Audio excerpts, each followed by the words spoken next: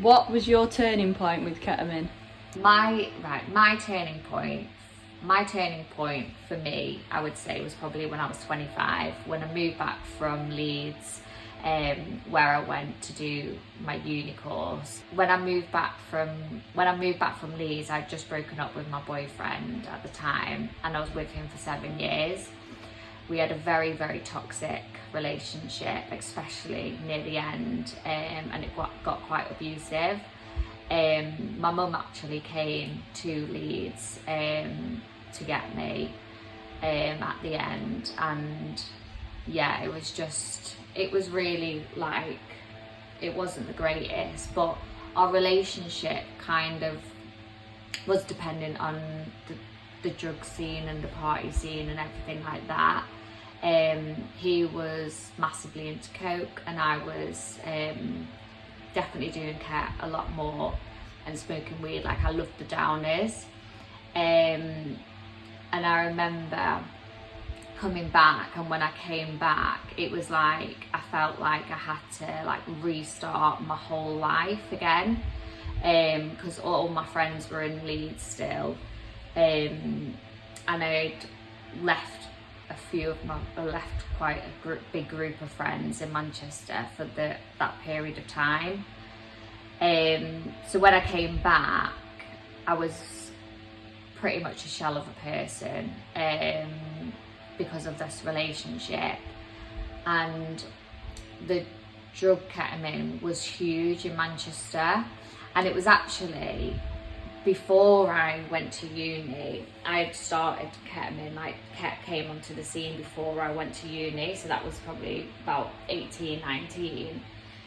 And I remember getting quite heavily on it then, and me and my best friend said, like, we need to get out of Manchester, and we both got into Leeds, so we took that opportunity to go. So before I went to uni, I was already getting heavily on it. Then I went to uni, had uni lifestyle, was doing everything else, and then obviously that relationship broke down. And then when I came back, the main drug was ket, so it was the thing that I would just take all the time. And I didn't like smoking weed at this point as well, because my psychosis that I used to get was coming back quite a lot, because my mental health was completely shattered. So ket was a really good thing for me, because it quietened a lot of things down, and it was really good for numbing me. Going out as well, like the scene, the scene that I was in, it was just so normalised. Like, you know, when a lot of people would come back from work or on a Friday night go and have a glass of wine or something like that, it was getting a bag of ket and having a line. Like, that was how normal it was. And the fact that I had this tolerance at this point in my life where I could have it and I could just function. I could carry on going to work, I could carry on doing my daily life whilst being on it, because my tolerance was that high. It just became an everyday thing for me. And then, yeah, so it was so from 25 to 30 was when I was doing it definitely a lot heavier. I think from 29 to when I got into recovery, which was 31, was when I was doing it every single day. And yeah, I think I was in a bad way, and I was physically addicted to it, because with ket, the worst thing about it is that it's the only drug that takes the pain away. Like, if anybody is watching and understands about ket cramps and the kidney pains that you get and bladder pains, the only thing that stops that is more ket. So you're in this vicious cycle. So yeah, I would definitely say my turning point was 25,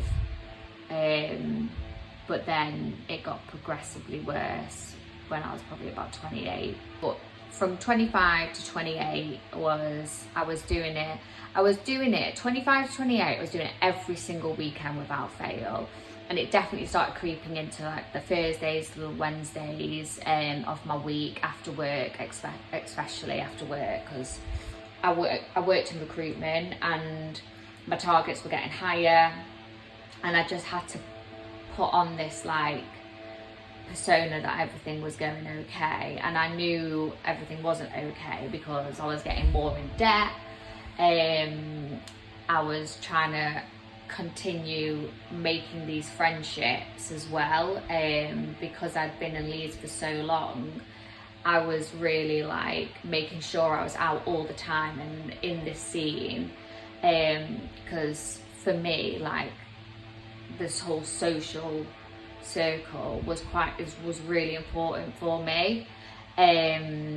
So I was out every single weekend without fail, and then like I said, the cat usage was coming in to my weekly routine, and then COVID hit.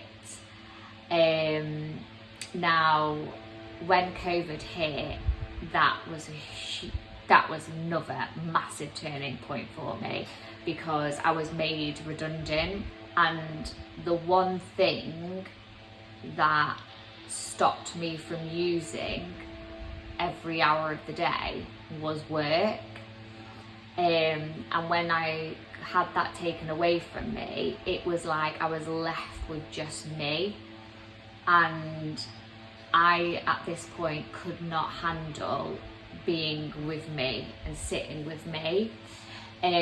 So I would like sneak out, pick up, I would order, there's a thing in a company, probably shouldn't promote it, but Get Baked, and I would order like shit ton of pot brownies, cookies, etc., and just be fucked at home because I couldn't go out. And then the more like restrictions I had, the more I was like, I need to get out of the house. And me and my mum and my family used to have so many arguments because we lived with my granddad at the time, and I used to hate it because my mum never really gave us rules when we were growing up. So then for her to give me rules at the age of 29, I was like, who the fuck are you giving me rules right now? It's not happening. I used to literally say that I'm going for a bike ride, get on my bike, and then go down the canal, meet up with my mate, pick up. And I used to just get smashed at the house, and then my mum would ring me, like, I'd be out for like 8 hours, like, where the fuck are you? And I'd be absolutely off my nut, his gaff basically, and then I'd ride my bike home off my head. But in COVID, it was just, that was every single day. Like, I was like, right, how do I get out? And my mind as well, it was just all encompassing of when can I pick up, how can I pick up, how can I get out of the house, who can I see, is there somebody nearer? And then I remember finding a dealer that only lived round the corner from me, and that was like game over, because that was so easy. Literally, I'm just going to get some chocolate from the petrol station, I'm just going to get some of this, oh, do you want anything, mum? Doing all of that, and then I would just be sat in my room sniffing. And then it eventually got so like quite turmoil with me and my mum, because I was just constantly just doing what I wanted to do, and selfishly not thinking about my granddad who lived with us, not thinking about my mum either, like, who was looking after my granddad. And I was just doing what the fuck I wanted to do. So I moved in with one of my friends, and then yeah, it was continuously doing it every day. Everybody who came to the flat, we were doing it. It was just, oh, well, the thing is though, I had so many good times, and like I never want to forget them, because I had so many good times. These people like mean the world to me, but I have to look at my part, and the fact of the matter is like I was doing this drug, and I knew I didn't want to do it every day. I would wake up thinking I'm not going to pick up today, and like within a couple of hours I would have already rang my dealer, or I would have racked up a line off the edge of my dressing table, and I would be like, right, we need to get some more. Do you know what I mean? So yeah, that apartment, there's so many good times, but it was a really like bad time, because mentally I was fucked. Physically, oh, like my bladder was so ruined by the end of that. I was 6 stone, I think I was, yeah, 6 stone. I was so skinny, but I just couldn't stop using. I could not stop using, yeah, until I was 31, and then my date, 2nd of January 2022, when I got into Narcotics Anonymous. But yeah, so I think the turning points for me was when I left uni, after I broke up with my ex-boyfriend, and then COVID, and then the apartment, and then yeah, those are the 3 main turning points for me, from 25 to 31.